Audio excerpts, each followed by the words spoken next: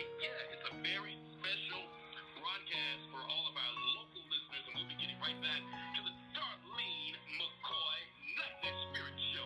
She'll be right there with already called her daughter. We're going to be interrupting your show a little bit tonight because we want to make sure that everybody here in our local community is certainly aware of all of the election results that are coming in, and we'll be sticking around for about another hour, and then we're going to ask you to join us on Facebook at Rejoice 96.9 so that you can get all of those results. And we're talking to candidates. We talked with Jamie Harrison at the beginning of our broadcast. We also talked with state Senate candidate, for the House, actually state House Representative candidate Tony Boyd. He called in and let us know about the race and how he was feeling on today. And I have a local community leader and just a major brand ambassador, Miss Jazzy. What's going on with you today? Listen, happy Election Tuesday. It's been a great day. I'm just excited to be here to chop it up with you tonight. Yeah, you know, I saw your post a little bit earlier today. It was too cold for you to stand there at 7 o'clock. Listen, I was up at 5 o'clock this morning. I woke up very optimistic, and my intentions was to be one of the first few in line, but I didn't factor in it was going to be 33 degrees. And so I did show up a little while after that. People were already in line, and I was just thinking, and I thought I was prepared with my coat, my gloves, my scarf. I had my chair, but listen, I ain't about that cold life now. So I decided to actually leave and come back. So about 6 hours later, it was 33 degrees more. So it was 66 degrees. I was able to walk in, walk right out, 5 minutes in and out. I'm just glad I had an opportunity to vote today, yes.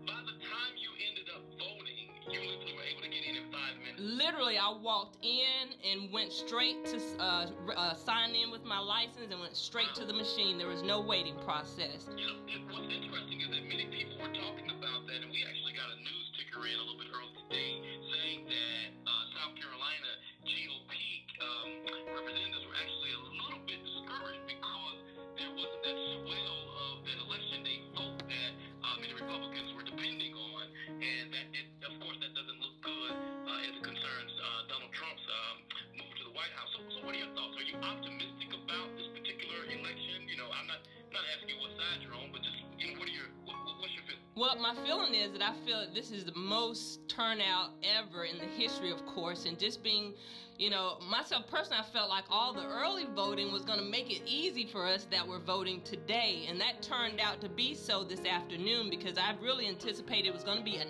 hour or 2 or 3, or however long it was going to take. I was prepared to do it, but I do believe because of the opportunity of the early voting, many people really took advantage of that and didn't have to really, you know, wait it out on today's being the election day. Interesting. Well, we already have some election results here in the state of South Carolina. 57% has gone for Donald Trump, with 41% going for Joe Biden. We also have some national results that have come in. Indiana has been called on behalf or for Donald Trump. He'll get those 11 electoral votes there in Indiana. Kentucky has been called for Donald Trump as well. Vermont has been called for Joe Biden. And of course, we are a long way from being able to see which particular candidate gets that 270. So, you know, let's talk just for a second, Jazz, and then we're going to get back to the Darlene. I keep calling it the Darlene McCoy Show, but it's the Nightly Spirit with Darlene McCoy. Let's just talk for a moment. Do you think that what we have experienced to end up seeing the results for the last 4 years, see the results of the momentum and so forth, do you think we're going to carry that on? Well, what I do truly believe is we're not going to get the results right away as we anticipate. This is going to be something I think will be drug out into the new year. But the momentum, of course, I think, you know, I really do. And I mean, it's unfortunate that I believe that, I'm going to just say this. I think about it in this term. America has the leader that it deserves.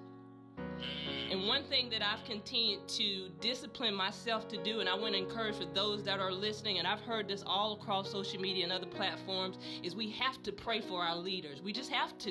It don't matter how you feel about it. We got to pray that the president can have the mind of Christ, that, you know, we got to pray that he will make strategic decisions that will, you know, be for all of the people that he served. But, you know, most importantly, that he would hopefully have a relationship with God and be able to humble himself.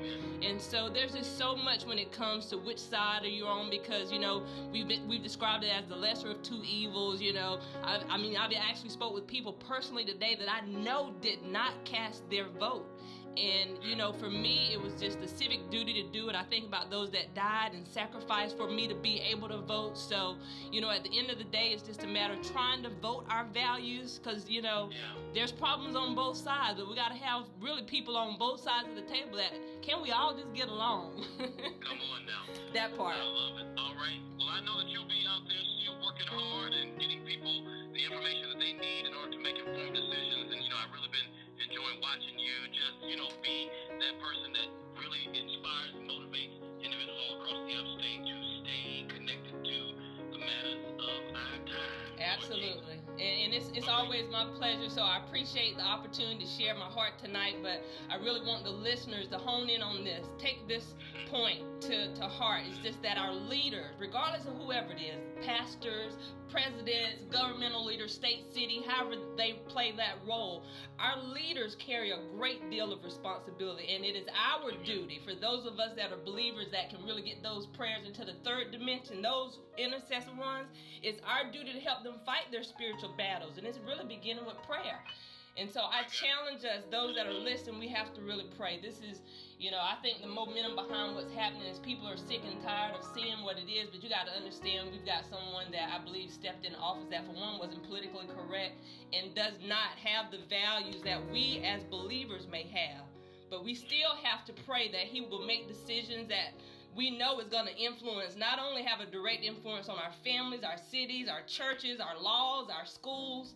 Like, we still have to do our part, regardless of whoever's going to take the seat. I mean, our country's still going to be in a mess. It's going to take some time to work our way through it, but it's time to stay connected, stay plugged in, and know that our voice and our vote does count. So we'll see what happens. Yeah, definitely. All right.